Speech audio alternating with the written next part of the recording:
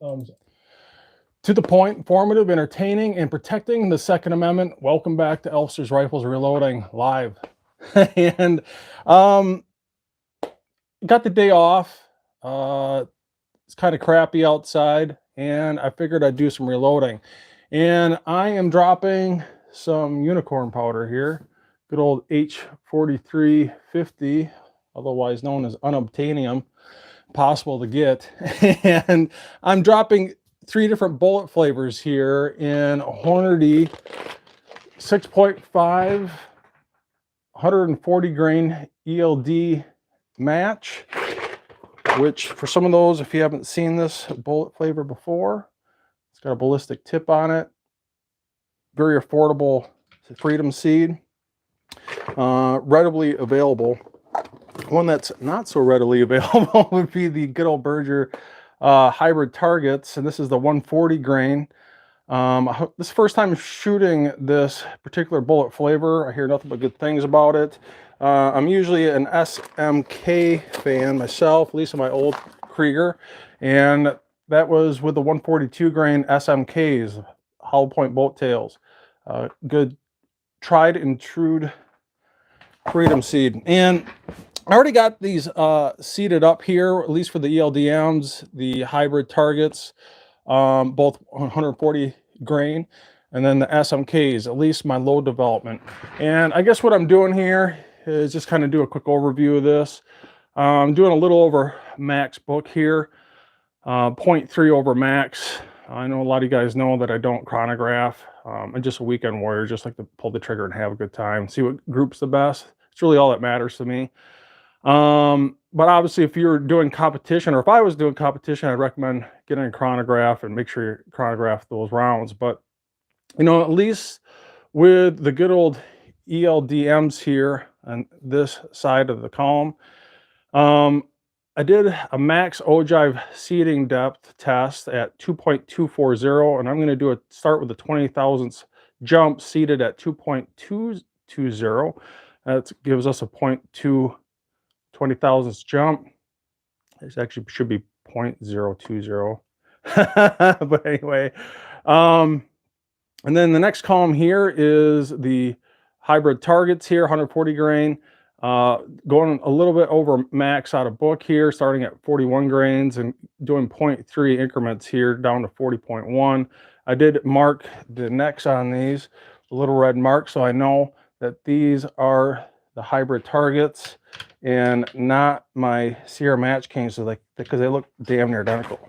And I got this kind of locked down here because I'm dropping powder, but I'll feather this off so I can get these casings out of here. So this is the SMK hollow point bolt tail. Being that they look identical, once they're seated, I marked the neck on these so I can differentiate the two. But you know, just having fun with my old nostalgic Ruger precision rifle. You know, I probably wouldn't recommend getting one of those. You know, years ago when they first came out, it was kind of the cat's ass. But you know, there's much more better options that you can get nowadays. But this is probably one of the first Ruger precision rifles that came out, and it's a little nostalgic to me, and I like to keep it. And I just rebarreled it with a new Krieger barrel, and I think some of you guys might have seen that video, and especially the last live event, you watched me resize all of these new casings to a perfect headspace measurement so we can get some decent fireform brass. And I set up the headspace on this for this new brass and my go no-go gauges for right out of the gate a 0.02 of an inch fireforming, so it should work out really, really good. Good friend Alaska One Andy's already in the Elfster's reloading room saying good morning. Good old eagle eye shooting. He's saying 6.5 PRC, and you know that might be one of my necks. I think actually my next is probably going to be a 6 Creedmoor. You know, I don't think I'd ever do any competition shooting. I probably could, but it's almost impossible. I'm gonna say it's impossible. I can shoot prone, but I can't do it for long periods of time, and I got to shoot prone really weird because of my fused neck. These two 8-inch titanium bars don't let me cock my head back. So to shoot prone, I damn near got to lay on my side, and everyone thinks I'm I shoot prone weird, but I don't have an option. So I don't know. Shooting any type of PRS competition might be pretty difficult for me. At least shooting off a barricade would be doable. But good old David Martin jumping in the reload room saying good afternoon. But yeah, you know, I purposely left some powder drops here, and just to kind of clip you out of here quick, I kind of marked everything. And so these are the ELDMs. So right here, obviously I know they're ELDMs because they have ballistic tips, so I don't need to mark it. But you can see the 0.3 powder drop increments here. And then next is the hybrid targets, 140 grain. I got a red mark on the neck so I can differentiate those between the SMKs. Also 0.3, you know, you could do 0.2, 0.3. Like I said, I'm a weekend warrior, just like to have fun, so I usually just do 0.3. If you're doing more competition shooting, probably recommend 0.2, really hone that down. And I'm doing groups of 3 here. That's why I loaded up 3 of each one. I think, in my opinion, you should be able to differentiate if it's going to group or not with 3 bullets. I really don't think you need a 5-shot group, to be honest with you. Matter of fact, a lot of the guys at the tip of the spear I know, they know within 2 or 3 bullets if it's going to group or not. Especially if you're confident in your shooting abilities. So anyway, and next I got the good old SMKs, which ran fantastic in my old Krieger barrel that and just quick show this to you because I know good old YT freaks out if you show that too long. Shot really well, and that's why I have so many of these, and I'm actually hoping that these 142 grain hollow point boat tails shoot amazing, because I got not only 1500 here waiting on the side, but I got another box. Probably, I'm guessing, I probably got about 200 left in there. So I'm sitting on quite a bit of these Sierra Match Kings, and man, did they ever shoot well. But like I said, I did a bullet comparator test using my bullet comparator here, and I have a fired casing that's tapped and modified with my modified cases here, and I double checked the max ogive on every single one of these. So on my ELDMs here, maximum ogive was 2.240. So I'm going to seat those off with a 20 thousandths jump here at 2.220. And the hybrid targets, which I found interesting, is at maximum magazine length, I couldn't do a 20 thousandths jump. The best I could do was a 70 thousandths jump, which I guess I won't know until I shoot it. And that's just the name of the game. I usually start with a 20 thousandths jump, and I was able to get a 20 thousandths jump with room to spare with the ELDMs, and I had no problem fitting a 20 thousandths jump with the SMKs. But when it comes to these hybrid targets, the secant radius of this is not as aggressive. Matter of fact, you can kind of see the difference. I mean, look at how not aggressive that radius is in comparison to something like this SMK. See how more aggressive the secant radius is of that, where the ogive comes in contact with the radius, or the ogive of the bullet. It's much more aggressive on the SMKs and the ELDs, no problem. I could have touched the lands of the ELDMs. I can touch lands maximum magazine length with the SMKs. When it comes to the hybrid targets, it's a no-go. I'm going to show that to you here in a little bit. So keep that in the back of your mind while you're watching this. 20 thousandths of an inch jump, 20 thousandths of an inch jump with SMKs, but the best I can do is 70 thousandths with the maximum magazine length. And this is not with a PMag. This is with, I can't remember the brand name of this. I can't remember.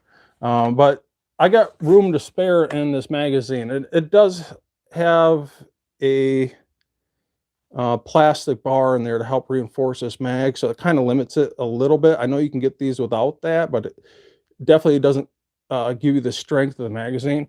But let me click it back into the tripod here, and I'm going to show you here quick, at least with the LDMs with a 20 thousandths of an inch jump. I got room to spare, no problem. So I would be comfortable to say I could touch the lands at maximum magazine length. Not a problem there. When it comes to the SMKs, once again, I got tons of room with these, and these are the 142 grain. They're not 140. And once again, I feel confident I could touch the lands if I wanted to, which I never do. Usually it's about a 20 thousandths of an inch jump, so no problem there. But when it comes to these hybrid targets, man, I am just barely clearing this mag. I mean, I say just barely clearing. It's damn near fitting in there, and that's with a 70 thousandths jump. So if this performs, like I said, you just won't know until you shoot it. About the most I'm ever going to get is 70 thousandths of an inch jump or more. And, you know, I start to cringe when I start to see bullet jumps starting to go over 50 thousandths. You know, you just don't know until you shoot it. And it's some firearms like Remingtons and Weatherbees, they enjoy a jump. And it also depends on the bullet. So some bores, they like to shoot with an excessive jump. So some bullets don't. Some bores, on the flip side of that coin, not the bullet, but the bore, they like to shoot with a jump. Some don't. But my experience, usually I try to start with a 20 thousandths of an inch jump, and then, you know, work my way from there. You know, and that's the luxury you get with a bolt action. It just really doesn't happen a lot in a semi-automatic unless it's really custom, and you get a real custom chamber on that. You know, especially mass-produced ARs. Heck, I've seen damn near an 1/8 of an inch jump, which is, you know, usually they shoot like crap at that point. That's where my Mega Ma 10 6.5 Creedmoor, you know, I told him I want, with a PMag, I want to be able to be at least 20 thousandths of an inch off the lands, and that's what he did. And man, that thing's a laser too. But let's see what else is jumping in the reloading room. We're going to drop some H4350, and we're going to seat these SMKs, 142 grain. So MacMan039 reloading saying, hey guys, thanks for joining us, my friend. Eagle Eye Shooting saying, no need to join PRS. You're burning freedom scenes downrange, and that's American enough. And I agree with you there. You know, and I think I could definitely do bench rests. I have no problem shooting off a bench. But when it comes to F class or PRS, I know I'm gonna have to shoot prone. I think that would be pretty darn hard for me, but maybe I should just try it, see what happens. You know, stop being a little crybaby and just get out there and do it. But, you know, like I said, I'm just a weekend warrior. I just like to have fun. I like to just go out in the range and pull that trigger and have a good time. So, Jim Laram's also in the room saying afternoon. D-Dub D37 saying hello everyone. Rain and windy today. Good day to reload. And man, isn't that the truth? Outside, it is, the roads, at least this morning, they were like glare ice. So Reloader 762 saying evening everyone. And MacMan039 reloading saying, what is the model of your scale? FX120i. Some come with different letters after that.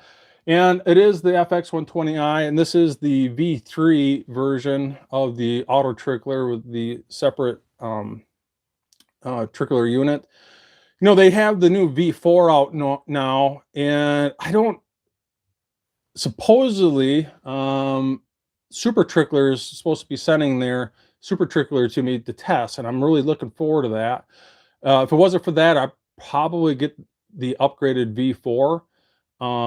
But if you haven't checked out the Super Trickler, I definitely would check it out. I know there is a closed group on Facebook on the Super Trickler, and I highly advise joining that closed group. A lot of information on that Super Trickler, and man, has it got all the bells and whistles, and I really hope they send that to me to test, especially for you guys. I don't know if I'll be able to show it to you right away, but at least for me to test it out, definitely looking forward to that. But the other option would be the V4 auto trickler that just came out, and it doesn't really have a powder dispenser like this. It's more like a you know, a two tube situation like the Matchmaster from RCBS. But you know, be honest with you, the V3 works so darn good. I mean, it's so damn quick and it's so darn accurate with the FX120i. You know, be honest, I don't think you'd really need the upgrade unless you just absolutely have to have the best of the best and need the V4, but whatever. So AR Gun 1776 saying hello, everyone. And AR Gun 1776 is saying, I want that scale, but not the hopper. And like I said, most people want that new V4. Why not have the best? So if you haven't purchased it yet, obviously that's probably the route I'd go. So, but hey, let's drop some H4350. I need to finish this off. I got my load development done. I did do what do we got here, 14 off to the side, more for Fowler rounds. If I have to zero in my optic, I think I remounted the new optic, so I did most of these just for Fowlers, zeroing my optic. So I did scrub that bore down to bare metal from the very first shots from this video. And if you haven't seen that video, check out my video section, the 6.5 Creedmoor RPR. No joke, first 5-shot group, first 5 shots, 0.42 minutes of angle on that new Krieger. It's just, I'm really looking forward to this, and I really like this nostalgic, like driving an old 57 Chevy type of thing with an RPR, even though it's like only, what are they, 7 years old now, 7, 8 years, whatever. So let me clip you guys out here, and I need to load these up. Like I said, load development, load development, load development. Having fun out the range and follow shots and sight in the optic. But these are at 41.6, so I'm going to enter 41.6, and I'm going to hit tap to set target. And it's dropping that initial charge right out of the gate of 39 grains, and then the rest, 1.6, will roll off with the side trickler here.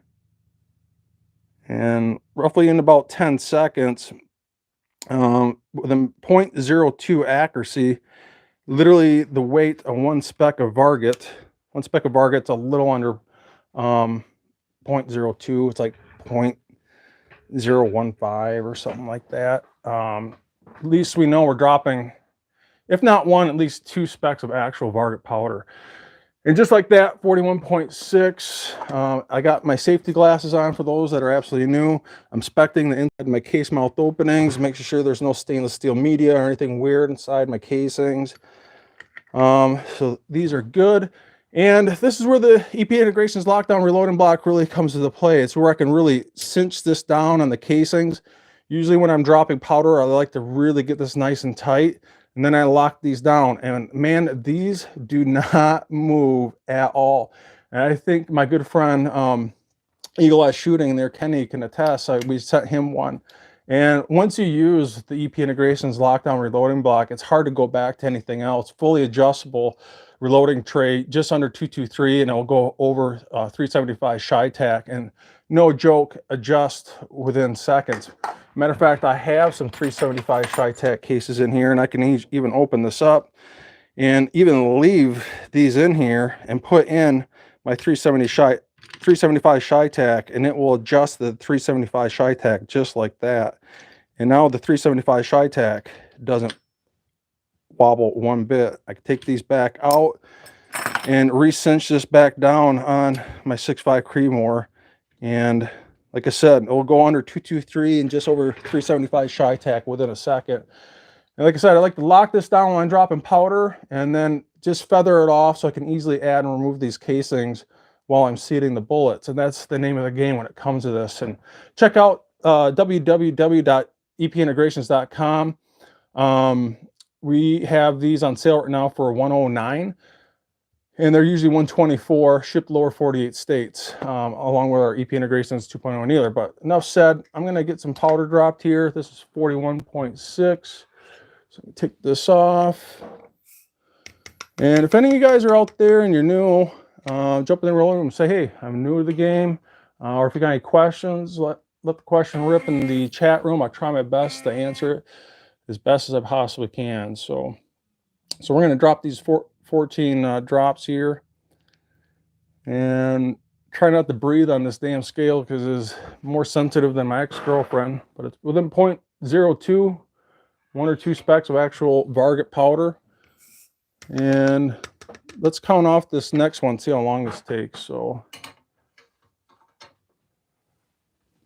1, 1,000, 2, 1,000, 3, 1,000, 4, 1,000, 5, 1,000, 6, 7, 8, 9, 10, 11, 12. 12 seconds.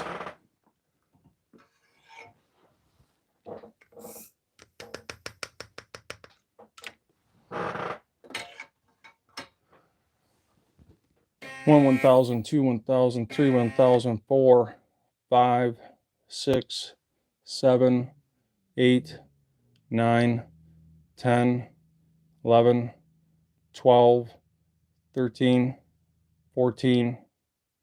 It's roughly 14. And you can play around with the settings if you want to get this to drop faster. You can probably get it close to the 10-second mark, but obviously it's not going to be as accurate. I kind of have this finely tuned for accuracy and speed.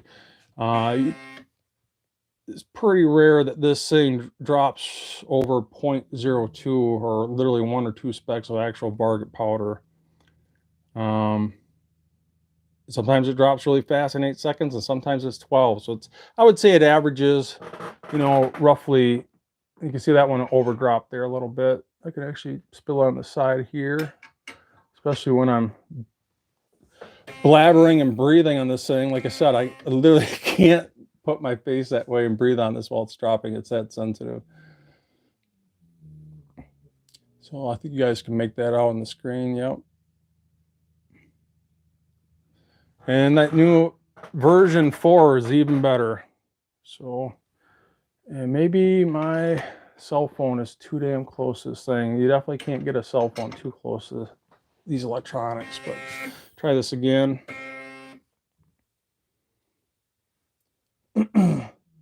So D37 saying, how much is the scale of the hopper? So when this was brand spanking new, even what, year or two ago, I want to say it was a little over $1,000. So that's within 0.02.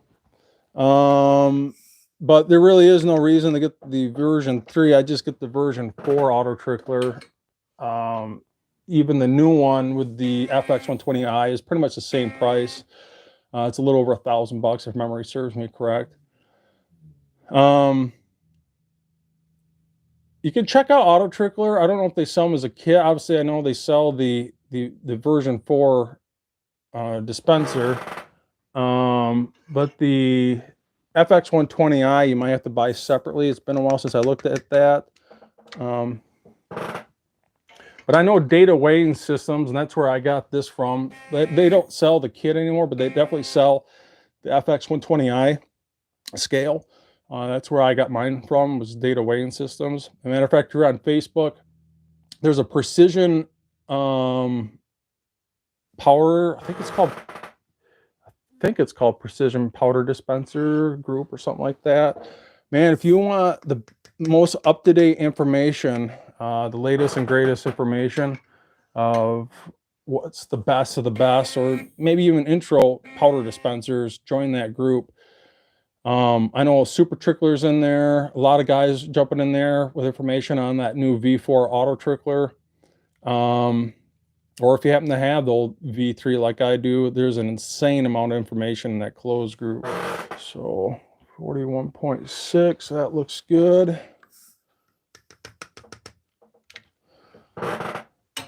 And thank God I stocked up an H4350 when I did, man. I think I'm, no joke, sitting on, oh God, 30 pounds of it probably.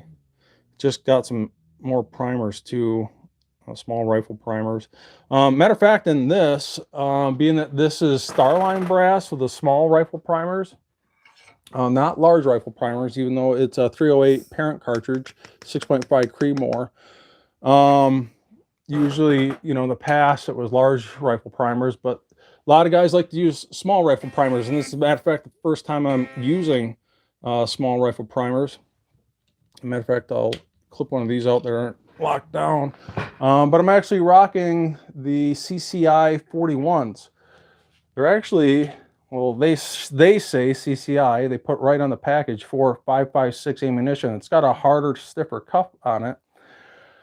From what I've been reading, these are very similar to the CCI 450s that also have a harder cup. And from the reloading groups, and matter of fact, a posting I've seen from CCI, there's not much difference between these number 41 primers and the Magnum small rifle primers, the 450s.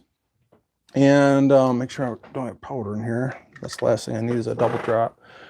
And that's what I'm rocking on here. Matter of fact, I even talked to Kenny with Eagle Eye Shooting about this, and he's used those CCI 41, I don't know, call them military grade or semi-auto hardness of the cup grade primers. But I've seen post after post after post of guys with small rifle primers, whether it's Lapua or Starline small rifle primers in 6.5 Creedmoor or 6 Creed or whatever, using the CCI 41 primers, and that's what I'm rocking in this. So I'm curious to see how this performs. So far we're doing pretty good within 0.02 grains. Like I said, literally 1 or 2 specks of actual varget powder. That's how sensitive this is.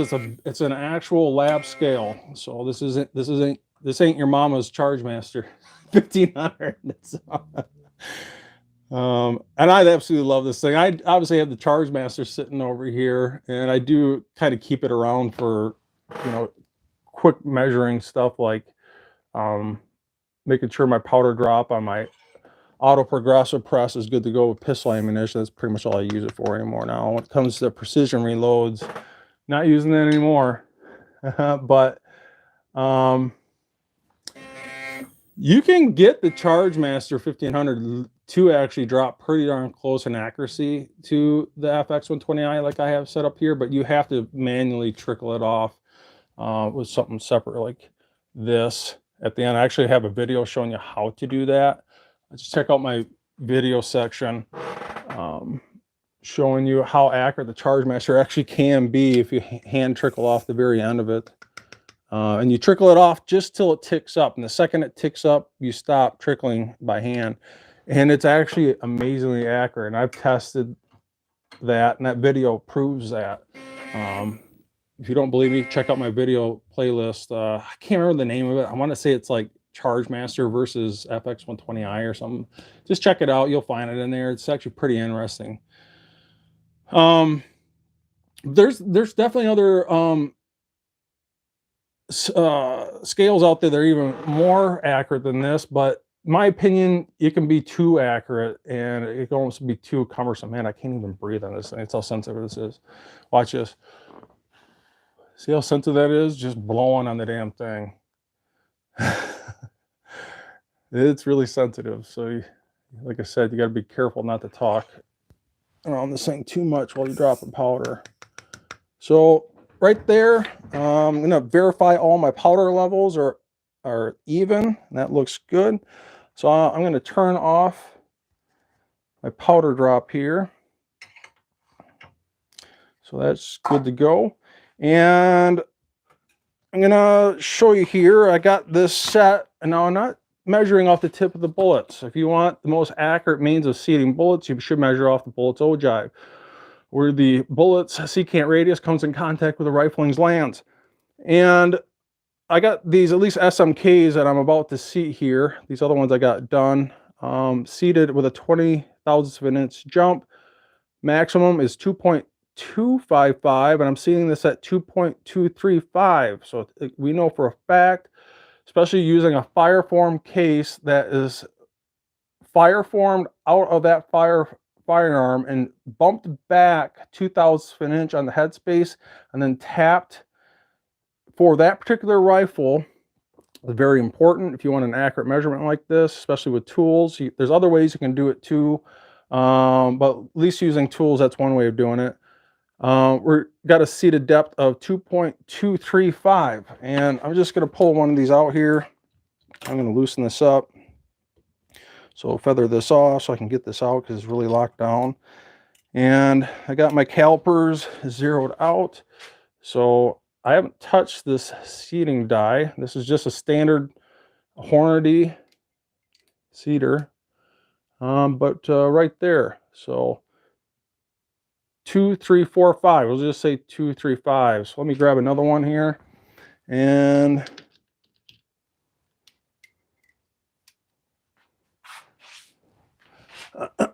try to do this with the camera in front of me. And that one is the same thing, 2, 3, 4, 5. Let me grab another one.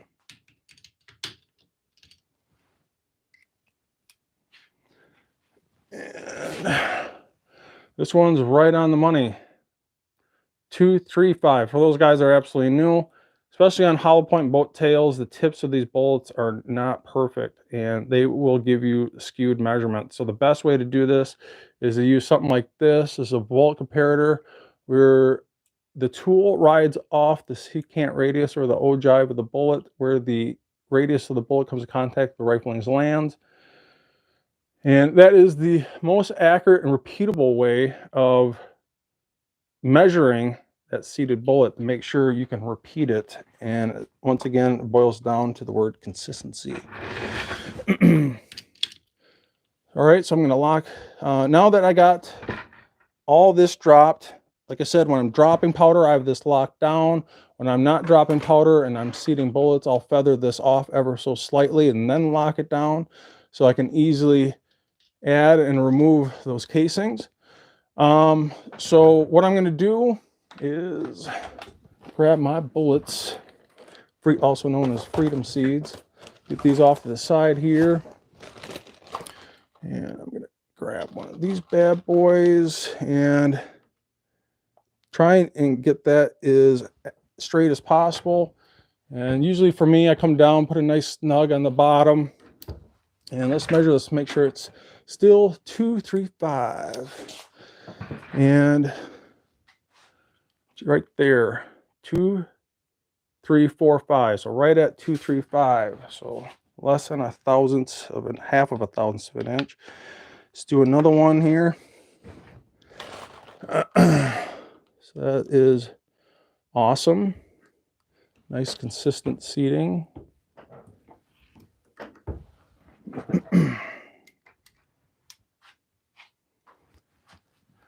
So once again, the exact same number.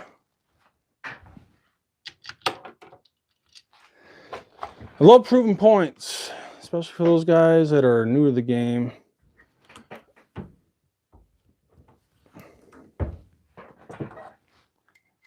Especially when I do it live. This one is right on the money, 2, 3, 5.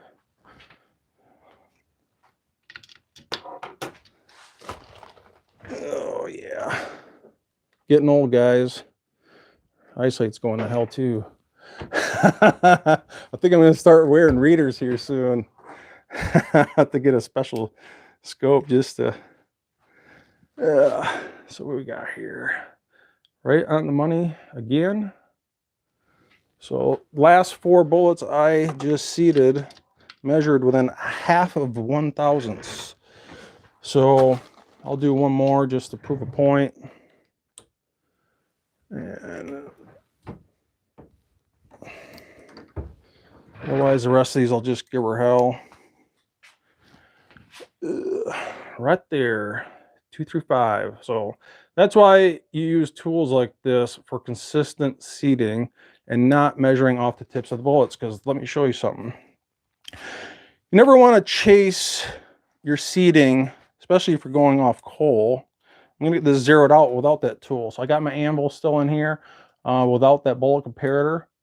And you watched all 5 of these right now, all seated the exact same depth within less than 1/1000th of an inch. So they're all identical. But if I measure off the tips of the bullets, for those that are absolutely new, This one is measuring 0.840.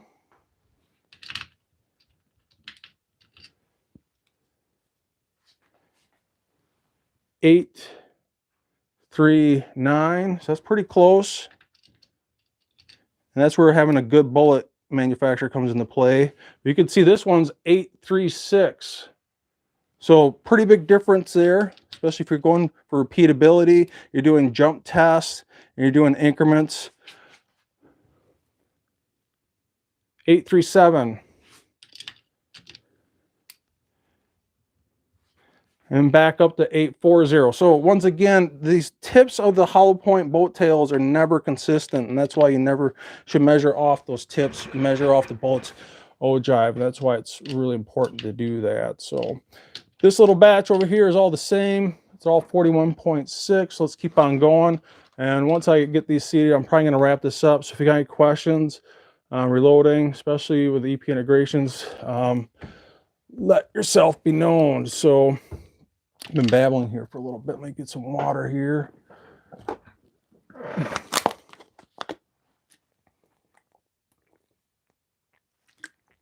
So D-Dub 37 saying, I've been looking at the Creedmoor Sports TRX 925 Precision Reloading Scale for the price. It looks pretty nice. You know, I checked that out. It's not bad. You got to keep in mind, though, it's just a scale. Personally, what I would do is I would spend the extra money and at least get the FX120i with the V4 unit. That's just me. I like to save time. I don't like to trickle it off by hand. You definitely could get that Creedmoor Sports TRX scale, but you keep in mind you're gonna have to do everything by hand. I just personally wouldn't do that. That, or I'd look at that super trickler if money is not an object. But if you got $1,000 laying around, I would get the FX120i with the V4 powder drop, or that super trickler when I don't know when it's coming out, but it's supposed to be coming out here hopefully this year. So what else we got here? Sir Mill Serp Duo saying, hey Elfster, hey everyone. And I definitely got to check out his channel. Make sure you subscribe, like, and share over there at Mill Serp Duo. Matter of fact, he just posted a video on the EP Integrations 2.0 Annealer.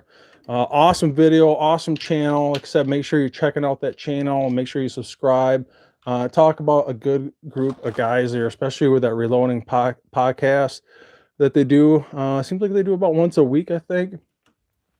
Really knowledgeable guys when it comes to reloading, and just a nice reloading channel where you can just kind of, you know, kick back, relax, and listen.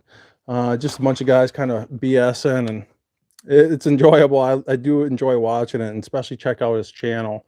And we did send him I think we sent them the EP Integrations Lockdown Reloading block too. So let me know what you think of that reloading block, my friend. But I might be a little biased. I probably am. But once you use the lockdown reloading block, it's hard to use anything else. I mean, truly, it's fully adjustable, adjusts in a second, and it's hard to use anything else once you use one. Especially like you know, Scott Peterson and I designed this for a reason. So we could lock this down where we're dropping powder. Right? One thing I couldn't stand dropping powder is wobbly cases. Once that powder is dropped, you just feather off the reloading block so you can easily add and remove those casings. And like I said, it's obviously a little pricey. It's more of an heirloom Cadillac type thing. But you know, when you're buying zero presses and FX120Is and what else, you know, $600 primer seaters, I don't think it really matters. So I don't know. You know, there's a couple things I still really want to get in my reloading room, and that's probably a Henderson Precision trimmer. I think with the motor and all that, I think, what does that go for? $700 just to trim brass. Primal Rights, I know he has his primer seater, which I really want too, but then again, that's $600 just for seating primers. I'm like, man, I'd love to have it, but once again, I'm a weekend warrior, but doesn't mean I wouldn't enjoy having it. So one of these days, if I get some extra cash laying around, I might splurge and hook up with one of those. So, but other than that, that pretty much wraps that up. Like I said, I was kind of surprised with these hybrid targets, and man, look at that. That's a beautiful bag of freedom right there, man. These bullets, I can't wait to shoot them. They just look beautiful. But like I said, it's going to have a 70 thousandths of an inch jump, and I'm kind of concerned about that. And at least I won't know how it shoots until you shoot it.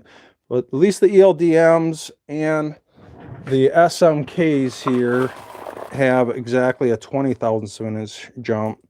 But like I said, once again, it's all down to how aggressive that radius is of that freedom seed. I'll show that to you once again. This is the hybrid targets here. You can see how not aggressive it is in comparison to the SMKs. So you're way more aggressive here. It's going to come in contact with the lands much faster, much quicker. So, I'm sorry, this is the SMKs. This is the hybrid targets. So, very not aggressive, much more aggressive. Here's the ELDMs and the hybrid targets. So, it'll be interesting to see how that works out, man. Let me double check your comments here. Otherwise, if you've got any questions or concerns, let yourself be known. Otherwise, I'm probably going to wrap this up. So Jim Laram saying, did you use a standard stem in your seeding diet, or was it a search of fun? And that's a good question. And I definitely have an aftermarket cedar stem in this. It actually is made by Hornady, and I'll show it to you here. Matter of fact, I have and this is just a custom grade die set from Hornady. I'm a big fan of these die sets, actually. Very, very consistent headspace bumps. You know, just really KISS method, keep it simple, stupid situation here. But I did upgrade with a precision dial on it.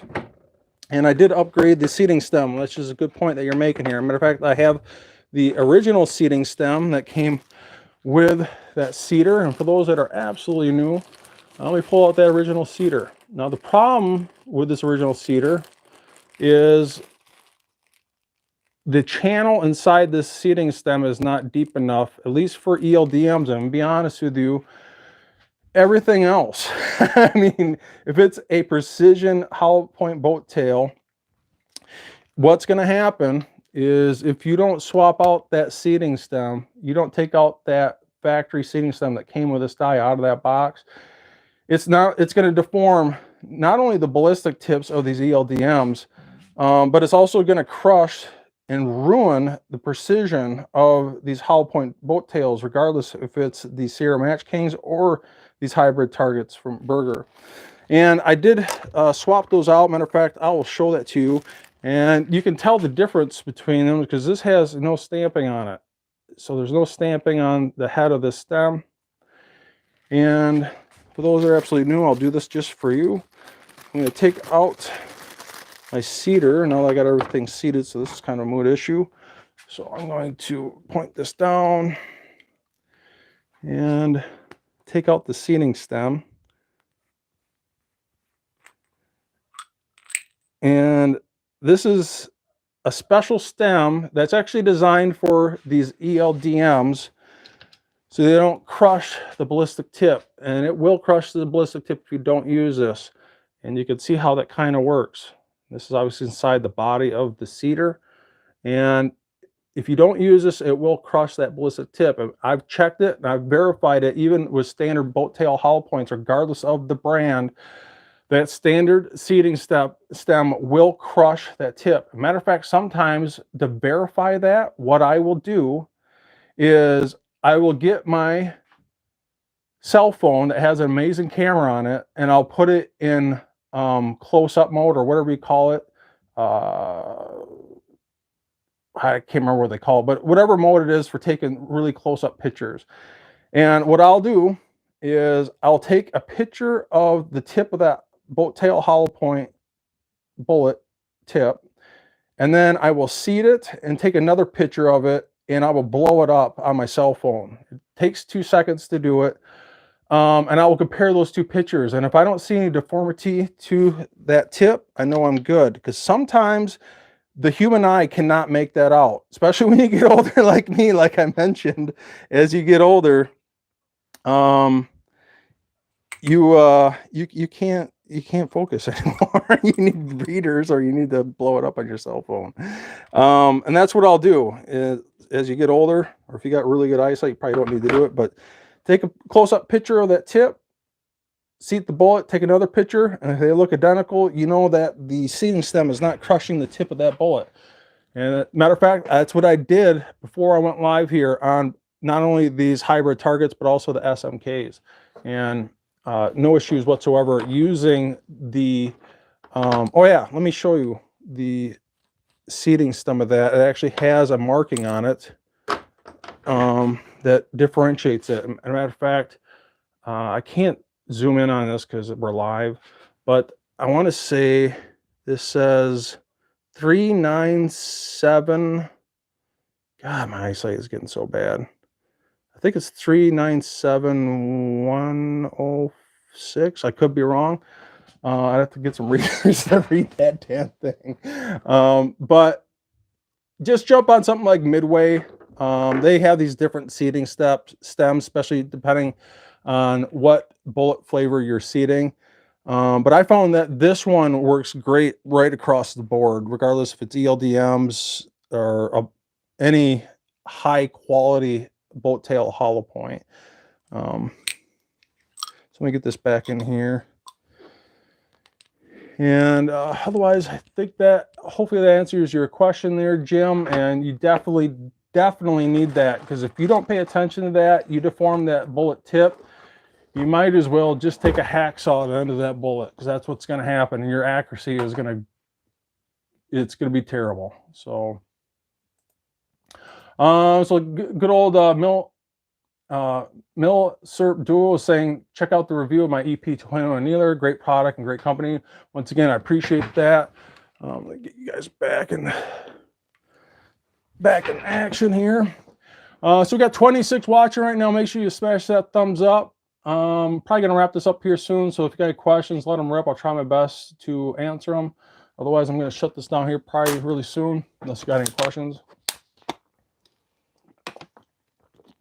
So Millsurp Duo saying, yep, every Tuesday night at 7:05 p.m. Check out that his reloading podcast. It's awesome. Great bunch of guys, just a bunch of guys BSing about reloading. That just doesn't get any better than that. So CMDO97 saying, love your loading block, pricey but works great. And you know, we're trying our best to get the price down on this. It is all billet aluminum. It's machined. There's no joke, 3 different machine plates in here, stainless steel knurled knobs. Especially the prices of aluminum is going through the roof, like everything else, including gas and food and whatnot. You know, inflation and all this other BS going on is definitely not making it easy, but we're trying our best to keep the prices where they're at right now. Not only the EP lockdown reloading block, but the EP20 annealer. Trust me when I say this, prices are going up on everything and all these parts, and it's something we're constantly battling, but we're trying our best to keep them at the current price. You know, especially in the EP20 annealer, that can anneal from 300 blackout, and to be honest with you, probably a little under 300 blackout, but we like to say 300 blackout to 50 BMG. We'll have them add or remove any parts and adjust, and no joke, less than 30 seconds for $268. It's freaking an awesome annealer. We designed it for a reason, to keep it simple, stupid.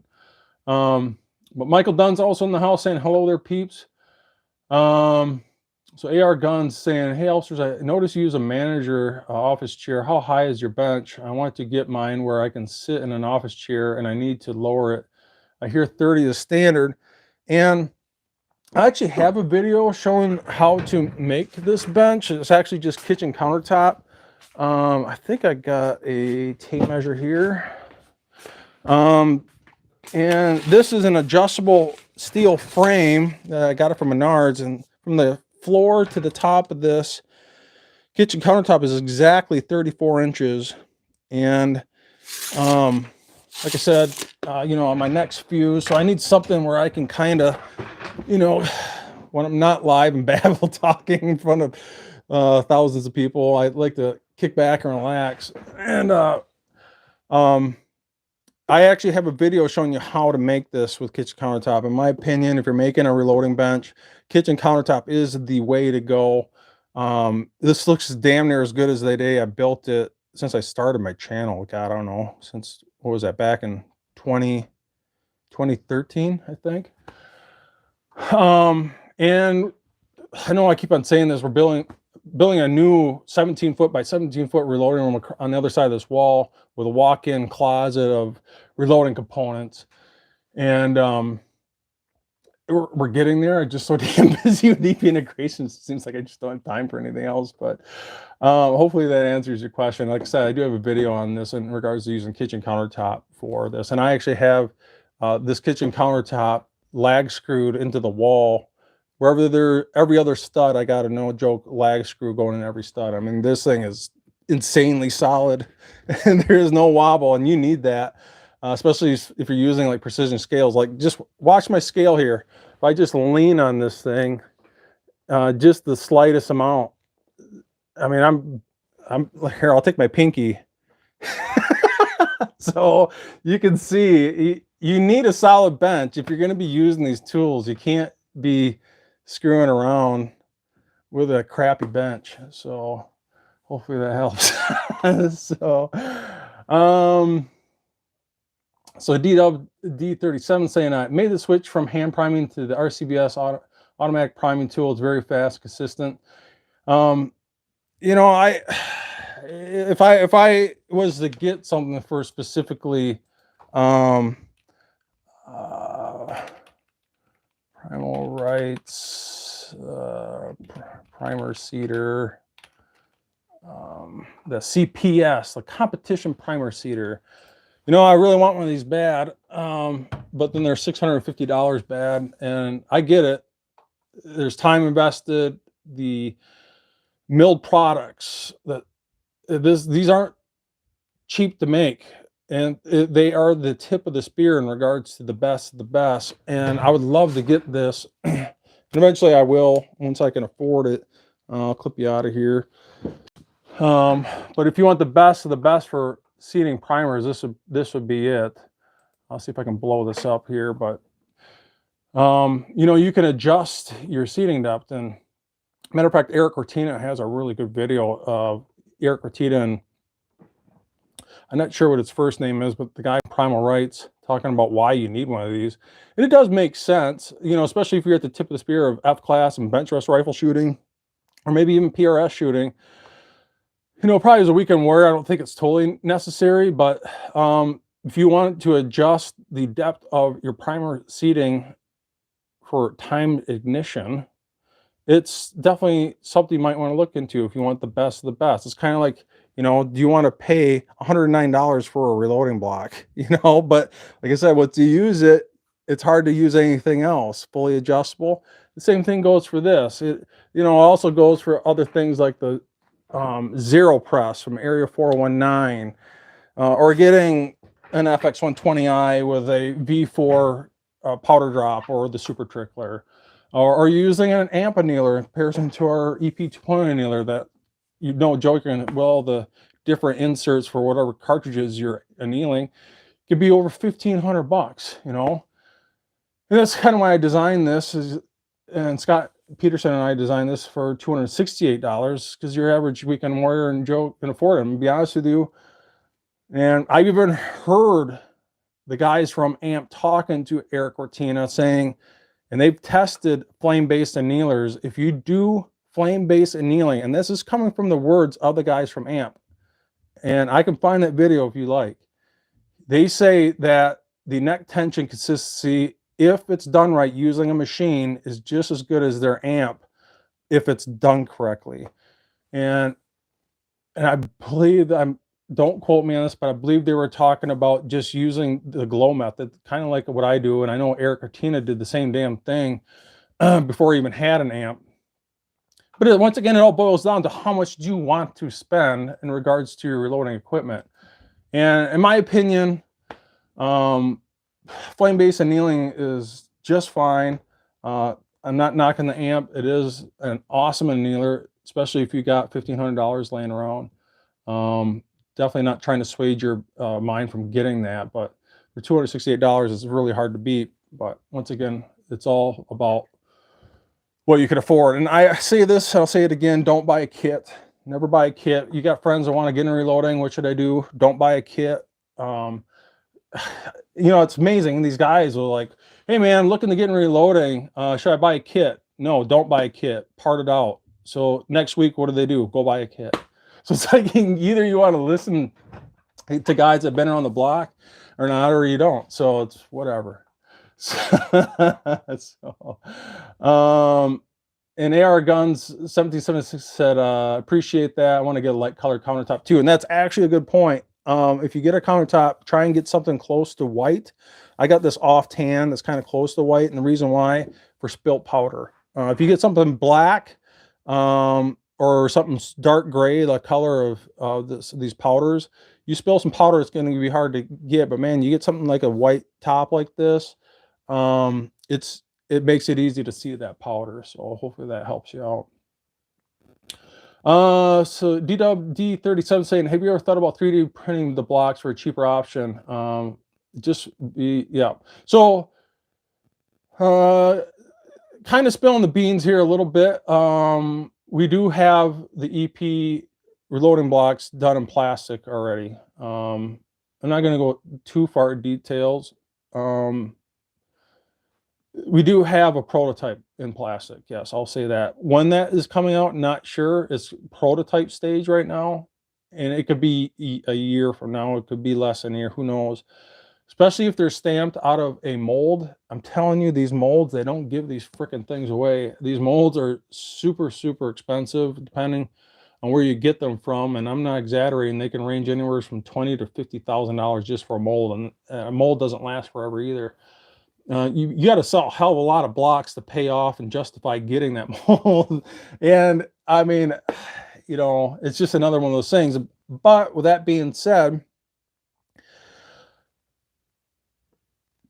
I love the aluminum lockdown reloading blocks, not only because they're adjustable, but it's weight, and the aluminum gives it that weight. And not only that, but I'm going to lock this down, and I'm this confident that these aren't going to fall out, is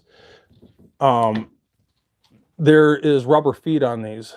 And try doing this with your standard reloading tray. These will be falling out right now. But not only do you have the weight of these, but we give you 4 optional adhesive rubber feet for these. So not only do you get the weight, but with that rubber feet, this doesn't move at all. And that's why we designed it this way. So you can lock this down when you're dropping powder and feather it off when you're seating bullets. And it really is that simple. I mean, there's a method to this madness, and that's why we did it. It's kind of the same thing with the EP20 annealer. I mean, in my opinion, you do not need a hopper, especially if you're annealing less than 100 pieces. If you got to orientate the brass, pick it up in a certain direction and put it in a hopper. It doesn't matter if you're doing that with a hopper or a single feed fence. I'll take the adjustability of less than, no joke, probably 15 seconds to go from cartridge to cartridge any day with the EP2.0 annealer in comparison to other hopper annealers, which I won't name names. But I know we are working on an automated system, and I don't want to do it with a hopper. I want to get something where you can literally throw handfuls of brass in there and it orientates it for you, with either a case feeder of some sort. And it is coming, and we are working on it, especially with eagle eye shooting. It's just taking time. Everything takes time nowadays. So Michael Dunn saying Gavin has a bid on that tool too. So yeah, we must be talking about the primer seeder. So what else we got here? Otherwise, like I said, make yourself be known. Got any questions, or let them rip. Otherwise, I'm going to wrap this up. So Bald and Curious, a good old friend that's been watching my channel for a long, long time. Matter of fact, check out his channel, man. Really good guy. Make sure you jump over there and subscribe, like, and share. Jumping in saying, what's going on, people? He's saying there won't be any reloaders if primers won't start showing up for a decent price. Like I said, man, if you guys aren't stockpiling while the getting's good, or checking out my Facebook page, because I will, when they come available, I post them on there with promo codes. Just kind of the primer flex here. Is that what it's called? The primer flex? I literally can't stick one more box of primers in here. I got primers coming out of my wazoo. This whole top shelf is packed with them. But anyway, if you're not stockpiling while the getting is good, and start bitching when the good times are no longer around, yeah, lesson learned. You know, when that happened, what, 3 presidential election cycles ago, and I ran out of primers, I'm like, that's never going to happen. Especially when I was getting them for less than 4 cents a primer. Heck, nowadays, if you can get a primer for under 70 cents a primer, it's like, oh my God, you found a good deal, which is freaking ridiculous. But I'm constantly posting on my Facebook page on Elfster's Rifles Reloading every day. If their primer's up for sale, I put them on there. And they're usually with a promo code that helps pay for the shipping. I usually see them anywhere from 60 cents to, no joke, 13 cents a primer, and that's where we're at nowadays. And I'm going to be honest with you, I talk to guys about this all the time.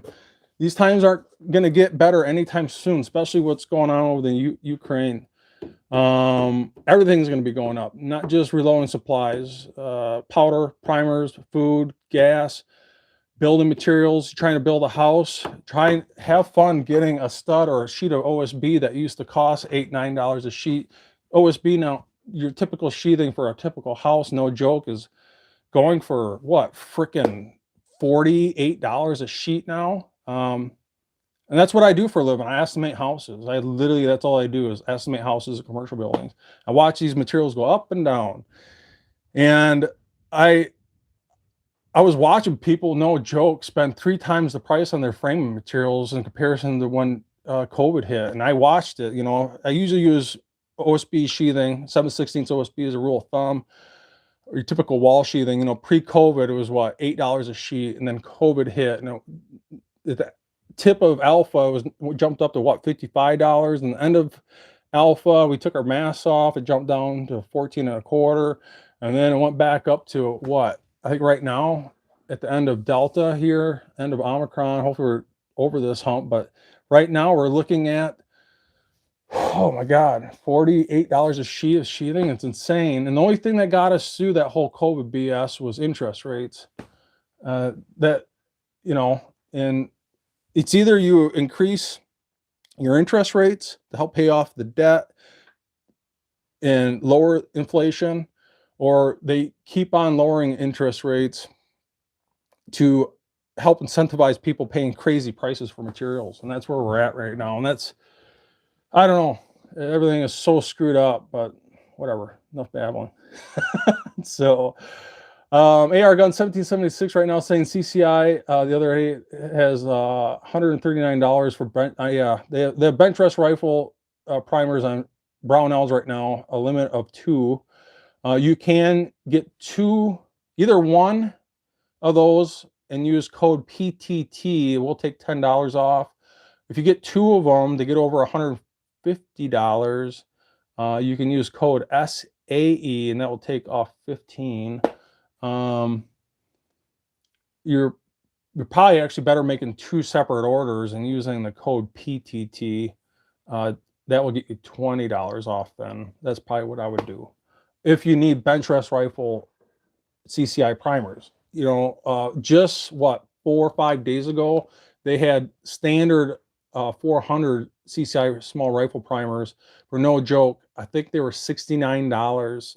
If you got 2 of them, that got you over the $100 mark, and you could use code PTT to take $10 off. And that's the cheapest I've seen in a while. Like I said, if you're not checking out my Facebook page and you're not following it, I'm every day I'm posting any deals that come up on powder and primers that are impossible to get. And I am affiliate, and I do get somewhat of a kickback if you do purchase that. But I mean, I'm telling you, the old YT is not making it easy for us gun tubers here, and that's the reason why I do that. And it keeps my channel and all this information going, so we can spread this wealth to the next generation. So, so Milsurp Duo is saying, Elfster, is any good shop up in your area that sells firearms? Going to be visiting different parts of your state this summer. Maybe we can work out a meetup, and that'd be great. We could actually get together at the range and maybe do a video together. To be honest with you, about the best you're going to get in Wisconsin is Shields. If you're not familiar with Shields, man, I've had the best luck getting primers at Shields at anywhere, even online, and they typically don't price gouge. They are charging ridiculous prices for primers, but initially during alpha COVID, they were selling at standard pre-COVID prices at 4 cents a piece, and they were doing the whole, you know, limit one thing where you can buy one box of 1,000 primers, you know, and it's one of those things where you go in there and buy a box, and the next day you go buy another box. And I did that. I knew what was coming down the pipeline, and I stocked up, and thank God I did. So it is what it is. And if you guys think that's going to change anytime soon, it's not. In my opinion, it's going to be well over a year until we see prices somewhat normalize, hopefully. So it is what it is. AR Guns 76 saying, I need small rifle primers bad.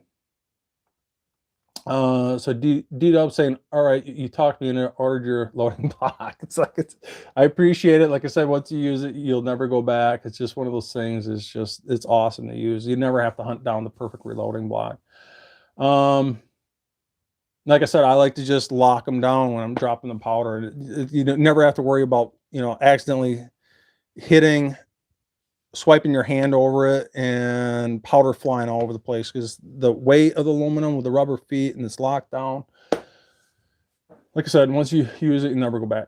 Michael Dunn saying, I got small rifle primers. I need small pistol primers. And I got, you know, I'm doing good on all primers, other than I wish I would have stocked up on small rifle magnum primers, because I never needed them until I went to 6.5 Creedmoor or 6 Creedmoor with small rifle primers.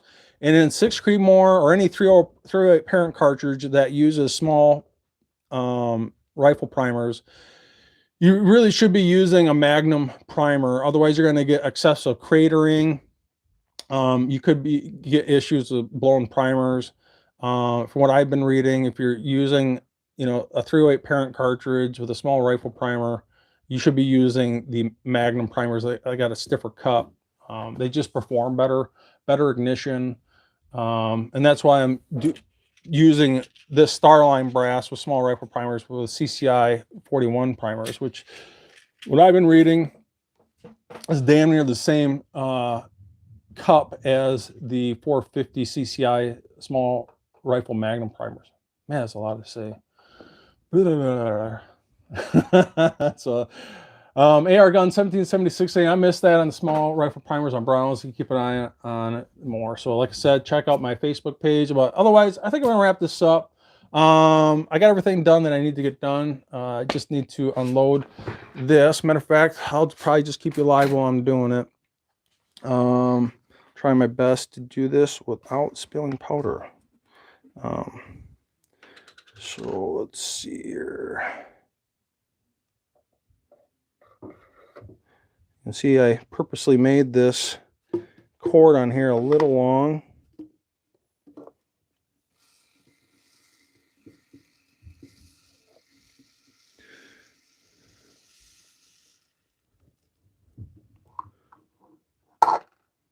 Trying to do this best live. And there's a little bit left in here. A little static electricity kind of holding on to a couple stray pieces. So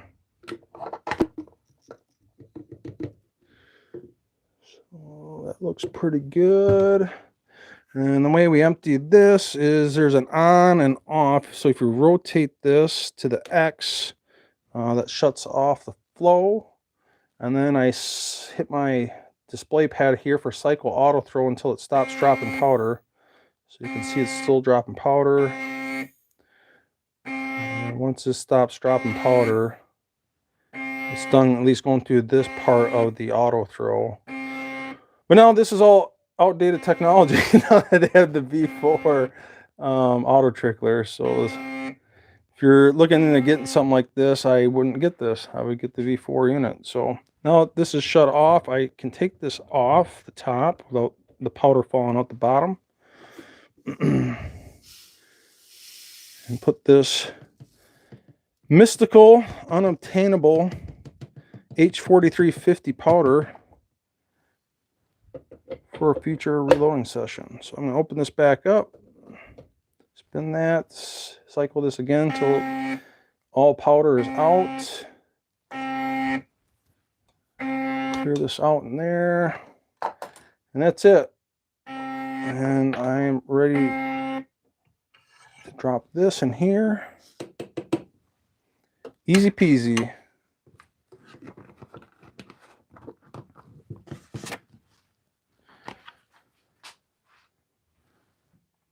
Take it easy, my friends.